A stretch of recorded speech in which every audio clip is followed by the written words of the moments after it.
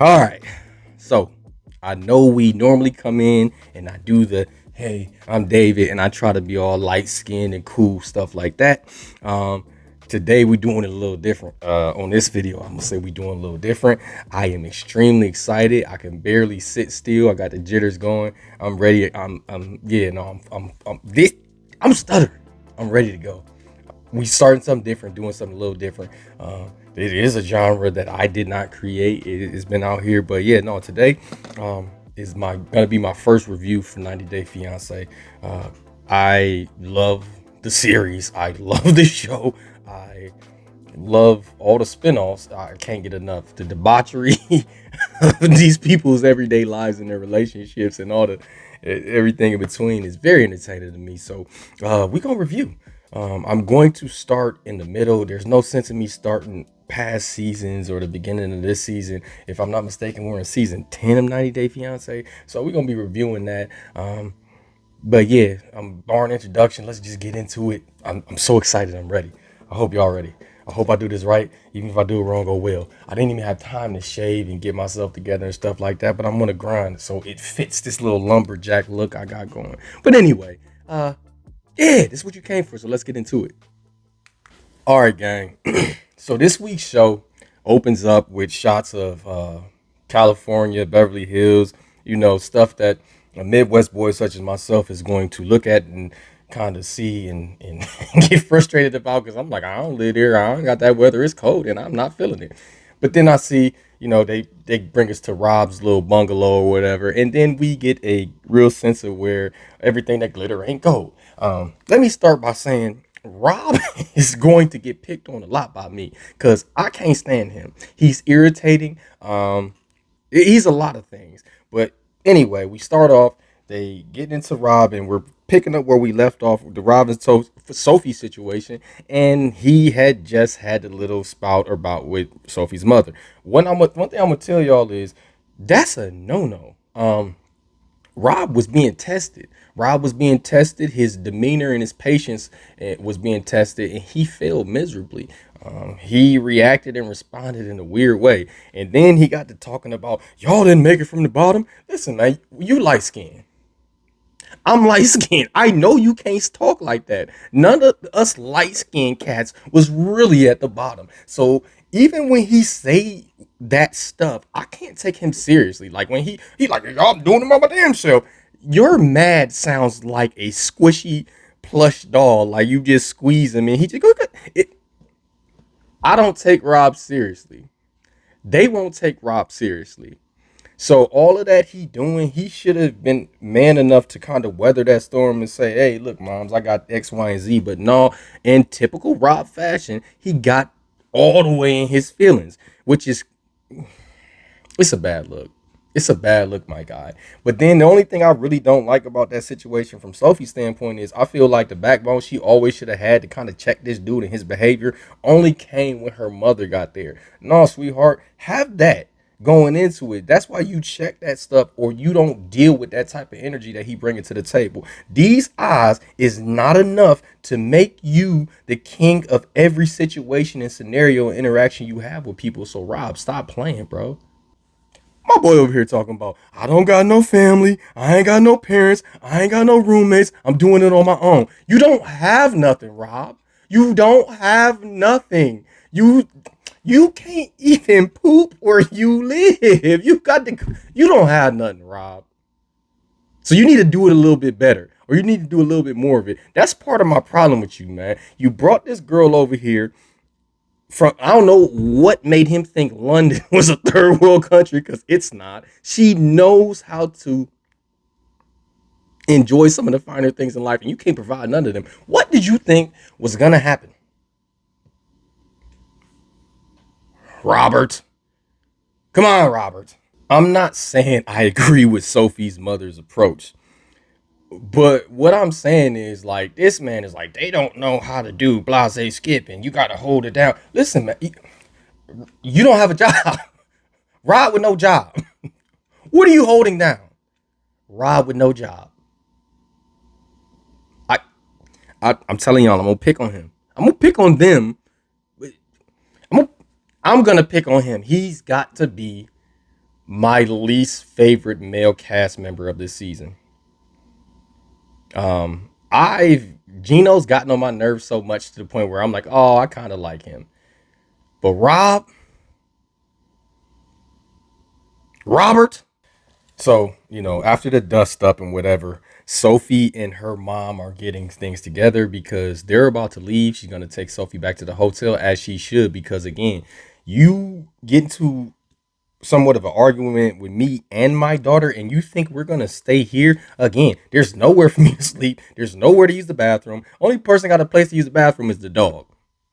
Bro, that so anyway, they're getting ready to leave and they're packing up and they can hear him outside kind of talking about the situation, which is corny to me. Like, bro, shut up, man. Like, go into the corner, do your little confessional, or just let that die down and move on. Not in Robert fashion. Robert's got to be Robert and he's got to put on his show. Then we listen to his confessional and he's explaining the situation, but he's got this me defensive attitude. The world's against me, all of this jazz.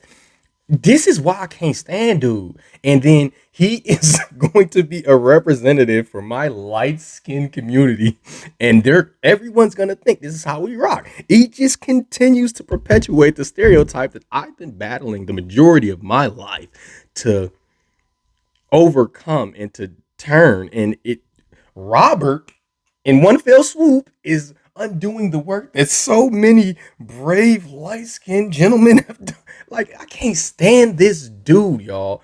So the next couple that the 90 Day Fiance crew decides to put in our face is Ashley and Manuel. They are, to me, the most toxic couple. Obviously, if you watch the show, they probably the most toxic couple. I'm gonna go ahead and just give it to them. And apparently, we're picking up where we left off last week, where they had the conversation and the dust up with Manuel's friend being there about helping contribute and provide for Manuel's family. Which, to be honest, unless they had the conversation, I don't really think that where they do that at. Why is she okay with that? Why does she sign up for it and accept that? I just think she got herself into a weird situation. But to me, she kind of a weird person. Like, I'm not talking about what she like or dislike. I'm talking about how she handle and react to certain situations.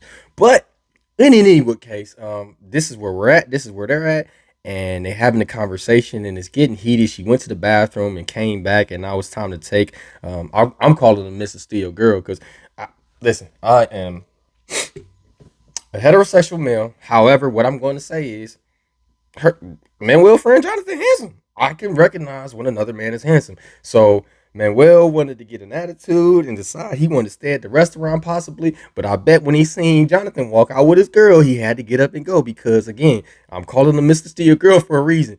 He could steal her. Based off looks alone, I don't know personality. He probably could steal her. So Manuel, you better clean up. You better Americanize yourself and get it together because Mr. Steal Girl gonna lap you.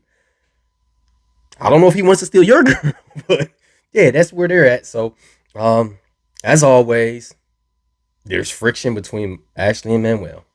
So Manuel is playing this role like he's about to stay at the coffee shop while Ashley and Jonathan, aka Mrs. Steal Your Girl, go as she needs to drop Jonathan off at the airport. And one thing I will say is Manuel is a child when it comes to emotional intelligence or emotional maturity. He's a child. He's a child, but he's also a gaslighter. I sat there and watched it. This dude, literally, time and time again, he does the thing that she doesn't like and then tells her she's going crazy. He's the gaslight king, but apparently they love it because they go through this whole thing and they're not talking, then they are talking, and they go in the coffee shop, back into the coffee shop, and they go in the bathroom and they are disgusting. Whatever you think happened in that public bathroom is exactly what happened in that public bathroom. I'm not going to diss the coffee shop. It looked like a nice place. It looked like a clean place. However, you guys are disgusting. And you left Mr. Steel Girl, a.k.a. Jonathan, sitting there feeling super awkward. He even said he felt awkward. I mean, I understand. That's... I take back my opinion about that couple. They were meant for each other, and I mean that in the worst possible way. They were meant for each other. But hey, if coffee shop bathroom is your place, then create your memories, Queen and King. Create your memories. All right, gang. So the next couple we're gonna see is Nikki and Justin. So y'all think I'm about to say something crazy about Nikki? I'm not. I'm not taking that bait. I'm not gonna touch it with a 10-foot pole. I'm gonna say that Nikki and Justin look like Barbie and Ken, the Tubi version.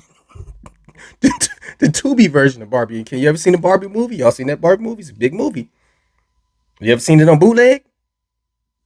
Nikki is bootleg Barbie. So, so try to get that out your head. But anyway, bootleg Barbie is going to a nail tech. She wants to get her nails done. She's walking in there. She's looking like true bootleg Barbie fashion. Got the pink beret on, everything going. You know, she keep herself together. Most definitely, I'm gonna commend her for that. She definitely keep herself together. Now, here's where I'm gonna blow down on her. Why in the world they do this, and it's fine for you to confide in a perfect stranger about your relationship and your issues because they're doing it to the perfect stranger, but they're doing it for us. I get all that. Here's my problem, Nikki. Why, when Nikki talks to the women, she takes on the accent that they have, and your English is your first language, and you don't have a Moldovan accent, so don't go in a two and a three. Like, what is wrong with you? I hate.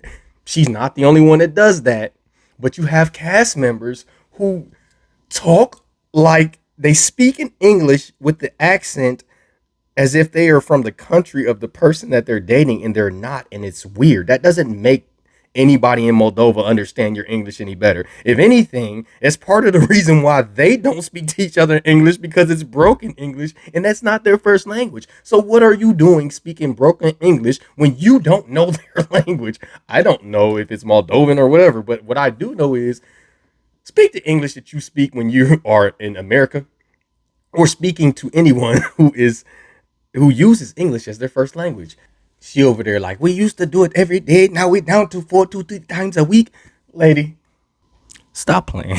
Just stop playing, man. I cannot believe that they're allowing her to do this without saying, hold up, ma'am. If I was that nail tech, I would tell her I don't understand what she's saying because she's not using proper English. I would just, yeah, I would be that petty. So Nikki's with the nail tech, and she's talking about the same thing she always brings up. It's the lack of intimacy and the fact that she feels like he is closed off and he's rigid and stern. And she's asking about Moldovan men as a whole. And then she even makes a comment about how she has to break that side of him because it won't work out, it won't last. And it all sounds horrible to me because essentially, when you say break this side of him, you're trying to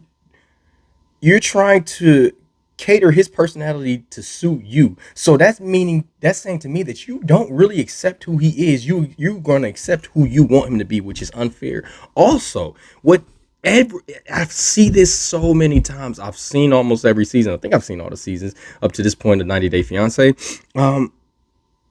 Americans have a habit of getting into relationships with people from different cultures and not understanding that culture, and having an issue with it. You need to understand the person that you are dating and wanting to marry, especially if they come from a different walk of life or a completely different country or culture. I don't think it's fair for you try to Americanize this individual because it'll suit you better. But again, that scene was hard to watch because she kept speaking in that broken English, and the nail tech was sitting there the whole time, just like, lady, the sooner I get these nails done, the sooner you can get away from me. And I felt that. But yeah, again, Nikki wants to bang, and what's new? I am trying very hard. I'm trying very hard not to look at Justin and say you're feeding her breadcrumbs because of the opportunity. So we'll have to wait and see where that goes. But right now, I'm just stuck on the fact that, hey, you got to slow up. All right, so yeah, it's Clayton and Annalise's turn, and we cut to a scene where Annalise in the bathroom. She's crying. Clayton's getting in there. I don't really remember what led up to that point, but what I do know is they're having a conversation, and one of Clayton's biggest issues, among other, One of Clayton's biggest issues, because I got lost in thought, but one of Clayton's biggest issues, among others, is that Anna Lee, he feels like, is hiding their relationship and keeping the relationship in the dark. He wants her to post something. He wants her to tell her dad, so on and so forth. Um, and so throughout the course of the scene, they have a conversation and it turns into a positive one. And she ends up making a post about their relationship and with a nice little note and whatever. And he carries her off into the room and supposedly he get them cheeks. I'm hoping he did because that was his whole mission. The boy's hard up. It's crazy. So I wanted to recap that scene really quick to say what I think and what I feel about. First off, am I the only one that gets the sense that Clayton uh comes off and looks like the type of person who goes to the bathroom and doesn't wipe all the way, and he just looks seems like a really, I don't know, like he pick his nose. I got a hard time with Clayton, but I think Annalise is a sweetheart, and a lot of times certain things that she says or does is misinterpreted by him because he's ultra sensitive to what he wants, and if he doesn't get that, he feels like, hey, there's something brewing under the surface that's more than what it is. That's what I'm beginning to believe, but I'm not sure. So as always, we gotta hold off all final judgments um until we really see how these things unfold. But for the most part, I there's a part in that scene where Annalise like, oh, I'm ready to be done if this is going to be the issues and so on and so forth. And he takes that situation and he goes, I don't think this is that reason. But what he doesn't realize is Clayton is everything. It's the dinner where you told your friends that you're not doing it. It's the constant nagging for it. It's the weirdness. It's your mother in the closet. It's the hamsters or gerbils or whatever you got going on. That dude, she's got to be nice to endure all of that and still be here. So, yeah, even her going the way of trying to make the post and make him happy, that's weak. That's corny. It's like he was forcing her at gunpoint, like, make the post. So now we are going into the most boring couple, in my opinion, Sam and Citra. They bore me. It's so boring that we open up into a scene where they are walking out the house and Sam's dad is watering the grass. I instantly noticed that he looks like Freddy Krueger at a retirement home, like if Freddy wanted to put the glove down and just chill and coast into his twilight years. And and I can't unsee it. I can't stop thinking about it. I like I said, I see Freddy Krueger. So anyway, he's outside watering the grass, and this segment and this couple is so boring. They have to talk about the fact that Sam's dad thinks aliens may have ran across the yard the other night. You can skip past this. I don't even know if I want to do them, but we're gonna make the most of it. So I'll stop giving Sam and Citra such a hard time. I mean, it is somewhat boring. We all come from the drama. I want drama, and they don't really give me that, but that's okay. So they go out, they they walk past the weird alien father, and they're gonna go to a date. They go to a hole in the wall kind of bar, but it ends up being a nice place and a nice situation for them. They get to the bar, they sit down. The Cougar Supreme comes and gives them their drinks. I'm talking Cougar Supreme because round girl, hell yeah. I'm gonna say bad stuff. I'm gonna say good stuff. I'm gonna say my stuff. That's the Cougar right there. Anyway, they get their drinks. It's Citra's first time drinking, which I think is really cool. And as I watch the date develop, what I realize is I like Sam as a person. I think he's a nice guy. I think he has good intentions. I think he'll treat Citra the right way. And with his past and with his issues with substance abuse and things of the such, I'm really rooting for him. They sit down, they have, like I said, a nice date, great chemistry. They're shooting pool, they're really into each other. Everything fits for a wholesome situation. They sit down and have a conversation about converting them to Muslim and Islam, I think. Yeah, converting to Islam. So it's a lot to dissect and discuss, and there's a lot to give up, and they talk about that. But again, just the whole segment for me, the point that I wanted to take away from was how much I am actually rooting for that couple and their happiness and their continued success together. So essentially, for real, the more boring you are, the more boring they are, the better chance they stand to make it as a couple in realistic life, not this television life. So Sam and Citra, keep on boring me, man. I want y'all to win. So keep boring me. All right, y'all. Here we go. It's their time now. On the Gino and Jasmine. The OGs, the showrunners to me, yeah, Gino and Jasmine, never a dull moment. We find them in Miami, where Gino is the only person wearing clothes that you cannot get wet in the water. So Gino put on a swimsuit, take off them stupid hats that never fit the occasion or the climate in which you're in. Um, but one thing I will say is, listen, y'all cannot tell me, nobody can tell me anything wrong about Jasmine because I'm not entertaining it. I feel like the role she plays, the situation she put herself in, the man she with, everything she do, it's like if her emotions are perceived wrong, it's because he handling it wrong. Like I need to do a deep dive on that Jasmine and Gino. Yeah, listen. Them is my favorite. The only thing I got to say about Jasmine is I wish she wouldn't have went under the knife to the extent that she has. I'm not a fan of the plastic. I'm not a fan of the plastic, but I get it. I understand it's what builds her self confidence and make her feel more attractive. And I can't knock that. But that's the only thing I would say about Jasmine. I mean, there's a couple other things, but you got to take the good with the bad. All in all, Gino and Jasmine. They the most entertaining. Y'all already know. Why are we even watching this season? To talk about Rob and to see if Gino gonna take that hat off. Them the two things that we need to see. Everything else in between. Thank you for the filler. But Gino and Jasmine making fun of Rob. Them the two things we here to do, y'all. Them the two things we here to do. But let's continue on. All right. Our crazy couple is vacationing in Miami, and Gino, aka Mr. Romeo Bonito, has a surprise plan for Jasmine. Fast forward, we see that he has planned and put together a rooftop dinner, which I think is very romantic.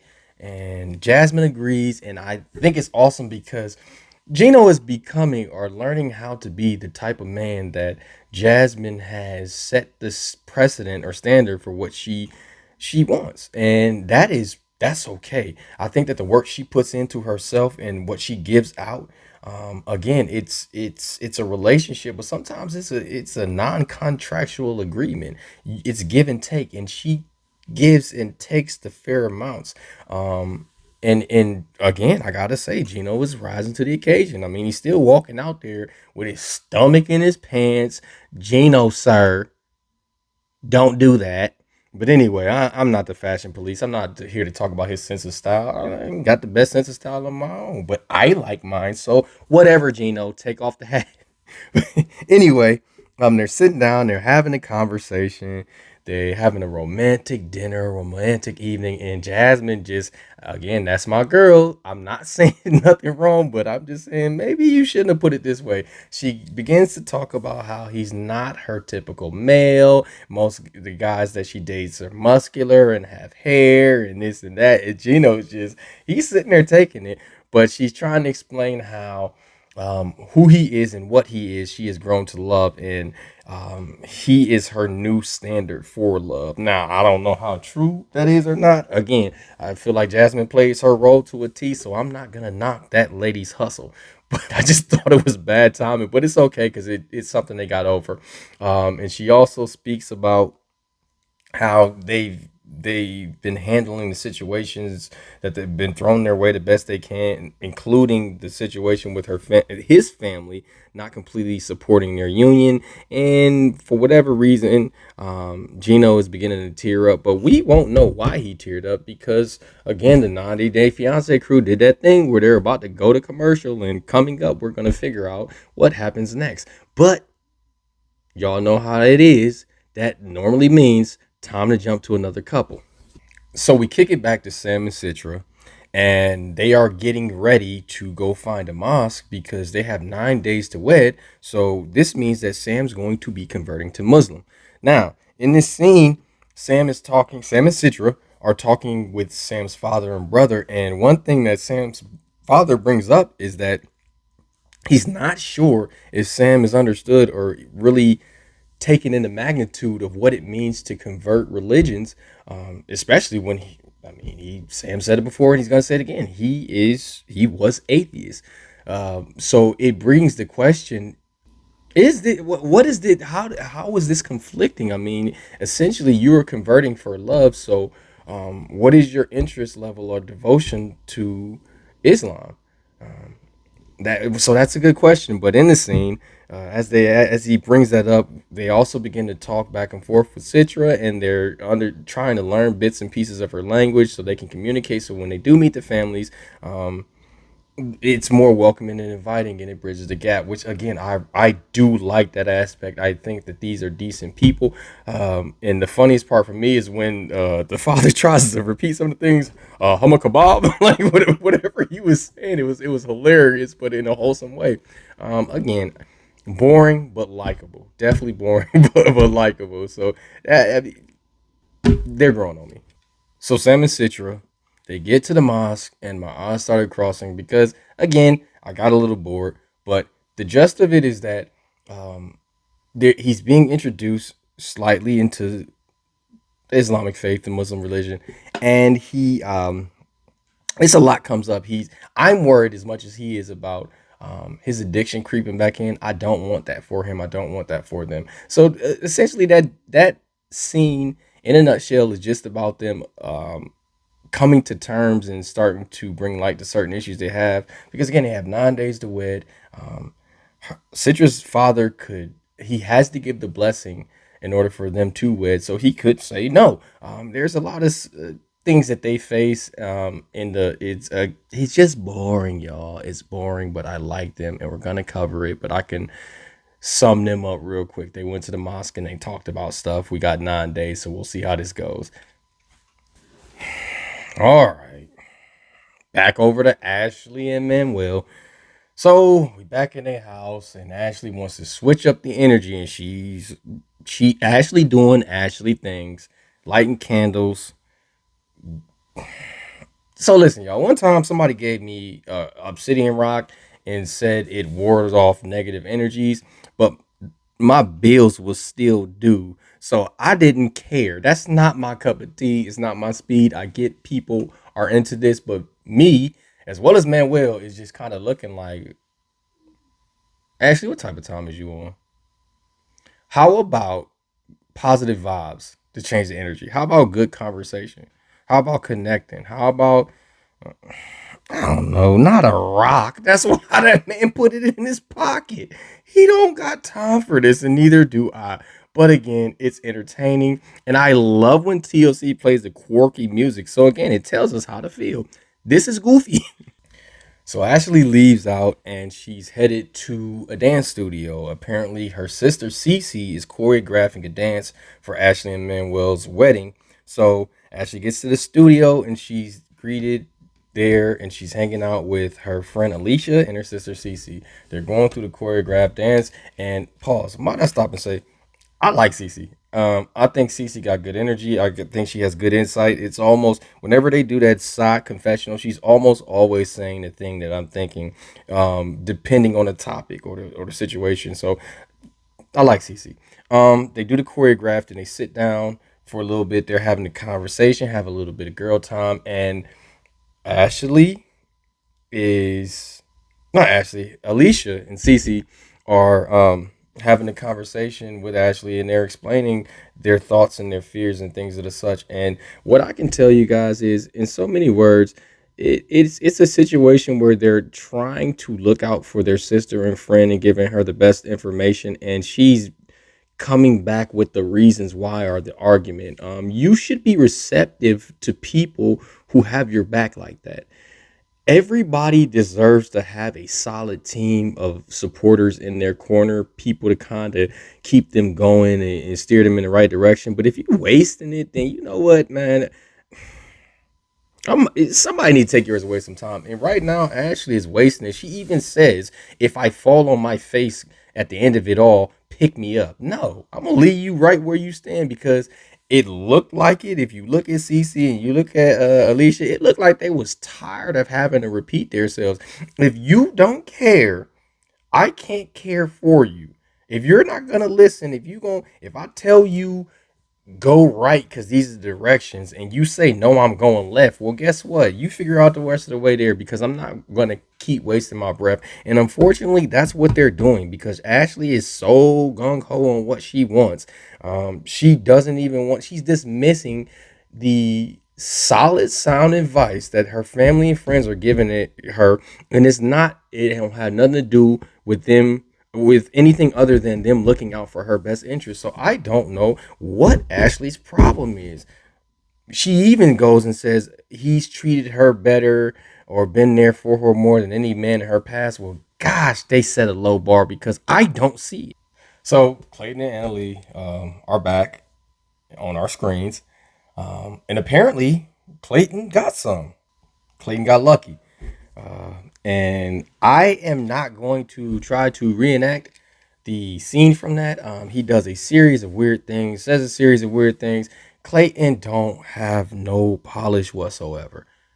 I Clayton is so weird, man. He do this tail wagging thing. He takes a stuffed animal and mimics the voice. He goes, ay, ay, ay. I don't know what Clayton got going on, but I'm telling you, Anna Lee is a trooper. I know she in her head like, oh man, if it wasn't for this TLC check, boy, I'd be back in Peru. But I'm not saying that's what she's thinking, but I hope that's what she's thinking because that dude is super weird. But again, there is a place in the world for him, and there's people, there's a community for him, so I'm fine with that. But he the one got on TV, so I'm gonna talk about it. That's what I think everybody need to understand. These people put their lives on display for us to discuss for our entertainment.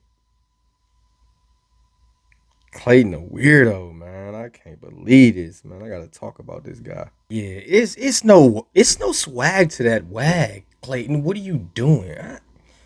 I don't know. Anyway, Clayton and Annalie, they are also on vacation in San Diego, and they're gonna do a tandem bike ride. They get on a tandem bike ride, and they're having conversations as couples do, and they're talking about the possibility of moving to San Diego. Annalie really likes the environment, the weather, and I mean, who can blame her? But Clayton is saying it's not within his budget and it's hard to move, especially with her, and their mom. And Anna Lee ain't feeling that. Like, what? We gonna buy a bigger closet, another closet for her to get in? Anna Lee, I feel you. That they got to figure out a better situation. But in any case, they're talking about that, and then they talk about the wedding. Clayton wants somebody dressed up like a hamster or a gerbil, whatever you got running around their house, and Anna Lee want a llama there. It's a lot. So he wasn't feeling the llama thing, but of course, eventually he folds because hey, if you can have hamsters, I can have a llama. It's a part of Peruvian tradition, I suppose, or their culture. I don't know enough, but that's what was said, so that's the way I'm gonna understand it. So they get off the tandem bike ride, and Clayton has the idea, hey, I got to call my sister because she's been married, she's got the experience, she can help us out. Get on the phone with the sister, FaceTiming, and they're running through all the things they want. And Anna Lee then asks for a bachelorette party with strippers. Go, girl, I ain't hating. Um, and after doing a course of conversation, the sister kind of, sister's like, hey, you got me planning a wedding. I'm getting you the cake. I'm doing this. I'm doing that. Like, y'all are asking for a lot. This too much. I'm not getting no llama. Like, y'all are tripping. At that point, she gets upset. She bangs on him. She hangs up. She stuck to her guns. Try to call back. She still wasn't on it. But for me, if I'm Clayton, I'm like, oh no, llama. All right, well, take the closet mama of ours that I've been taking care of. I'll put that on you. Me and my shorty, we about to move out to San Diego. He don't pull that card. He could pull that card, but he don't. I think they're gonna get their llama in the end. But even still, like, I do kind of get the sister, like, bro, it's Tuesday or whatever day you called me. I'm probably in the middle of something. Y'all out there sunny, cute, kicking it and shit. I mean, and stuff. Y'all are out there sunny, cute, kicking it, and I'm sitting over here trying to entertain a man that wants to ask for a llama. I'd have banged on him too and not called back. You're Clayton. Once again, you're tripping. All right, so we head back over to the reason we all watch, and it's Gino and Jasmine.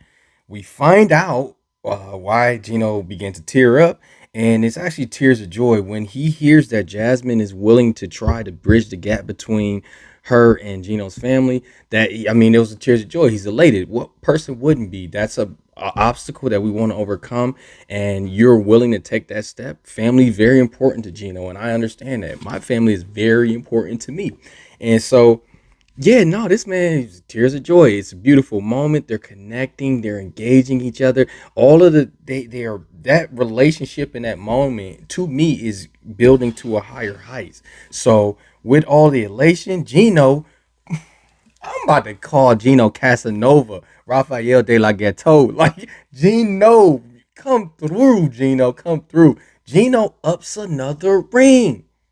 Gino reproposes. Gino iced out his shorty. I listen, Gino. Player to player, Gino. You top me. Gino, hands down. That's you still not my guy. But you getting there. I like that in you. I like the way Gino played that. I like the way Gino put the date together. And obviously Jasmine did too. I'm telling you, like, for real, all the work that Gino put in, when he take that little peel, you know what I'm saying? When he take his meds, girl, you better jump from the top rope on him. You better yes, because Gino put it down. And so it was a beautiful moment and it just kind of solidified their bond. And that's what I want to see. Don't get me wrong. I like the chaos of it.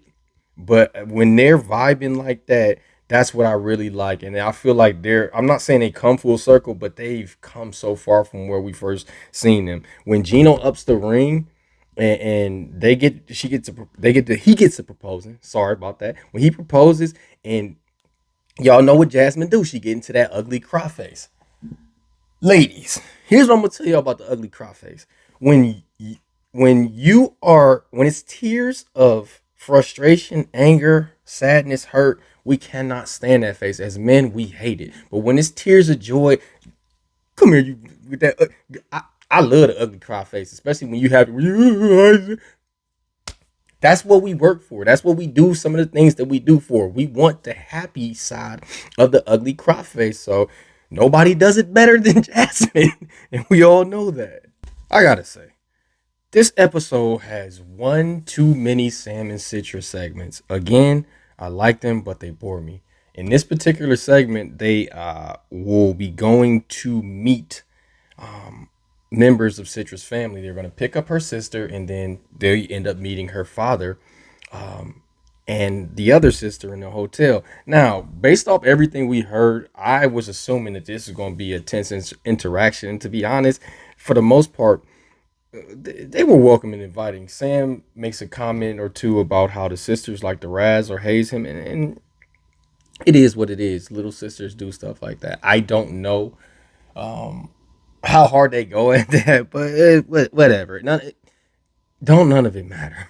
The point is, he met, and now they're beginning to strengthen the bond between families. But one thing that worries me for Sam is the fact that there's a lot that he'll have to explain and come clean about, and we don't know how Citra's father, how will be received by Citra's father. So we'll look out for that. But I mean, not too much to really comment on in this particular segment, other than Citra's sister pooped on a plane. If anyone cared.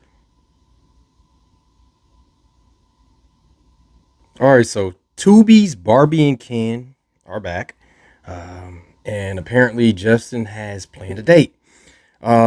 Player to player, Justin, you knew that what the plans for the date was. So for you to come out here and take Barbie or Nikki on this paddle boat, and she's wearing heels, something should have clicked, and you could say, baby, I don't want to give the details of the date up, but take an extra pair of whatever just in case. It just left her totally unprepared to get on this greasy, dusty, dirty looking swan duck thing for a paddle boat ride while she's wearing heels.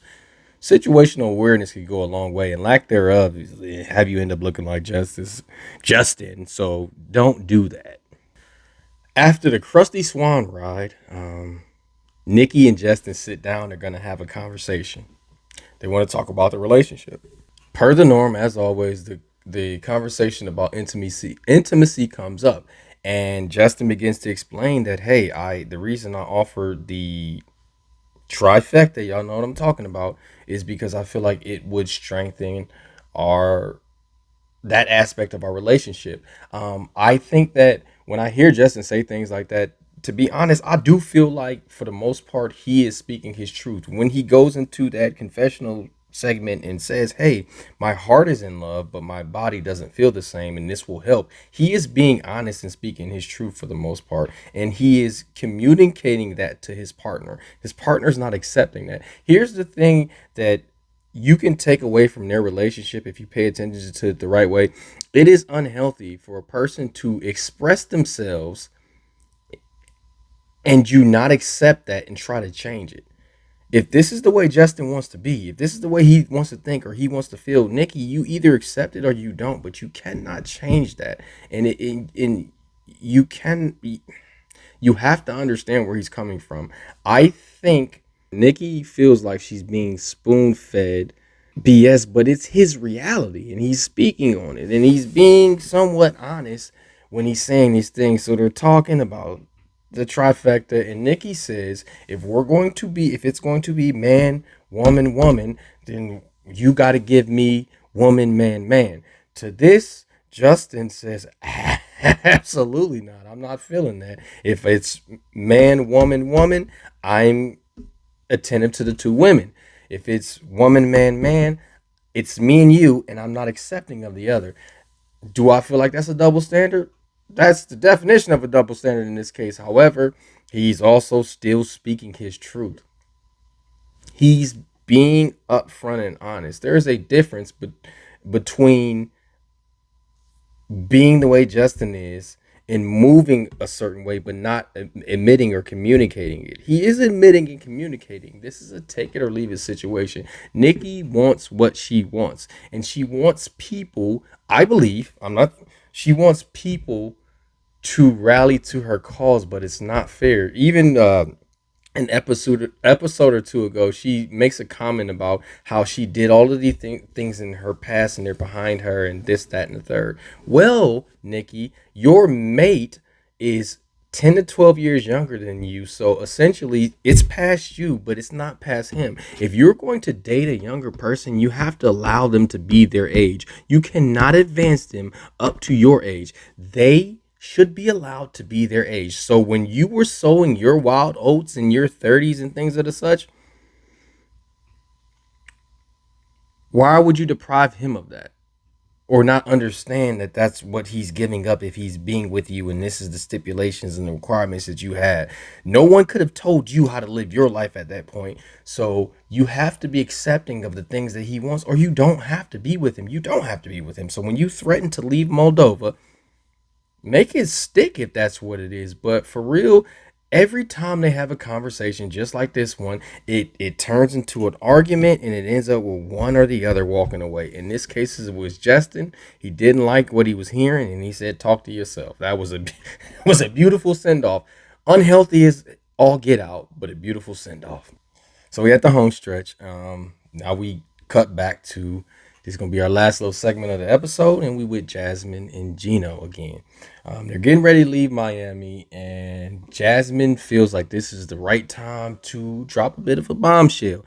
Again, y'all, that's my girl. I'm not. I'm loyal to the home team. I'm not gonna speak ill on her, but yeah, no, she you probably ain't had to. I could have waited till y'all got home. But I mean, the fact that it took as long for her to admit this is an issue in itself. So she goes out and she says, "Gino, the surgery I had for the one of her surgeries that she had, she only had 8,000. It costed 10, so she got the other two from her ex Dane. That's a problem. That's a problem for Gino. That's a problem for y'all know that's a problem. They even flash back to the argument that Gino and Jasmine had when Jasmine threw Dane in Gino's face and saying that she's gonna go back to him and sleep with him and he was the most important person in her life.